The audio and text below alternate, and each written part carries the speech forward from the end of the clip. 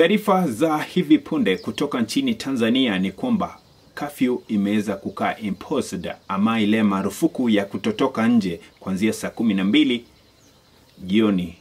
Hii inaanza kutekelezwa rasmi leo hii tarehe 29 Oktoba mwaka huu wa 2025, ambapo leo imekuwa ni siku ya uchaguzi na kumekuwa na maandamano makubwa mabaya nchini Tanzania, kile ambacho kimesababisha hatua hiyo kuchukuliwa, ambapo taarifa zaidi zitakuwa zinafuatia. Nafahamu kwamba baadhi ya Tanzania wamekuwa nje kuweza kulalamika na kuweza kuandamana, huku wengine wakipiga kura. Kitu hiki kimeweza kupelekea hatua hiyo ya curfew.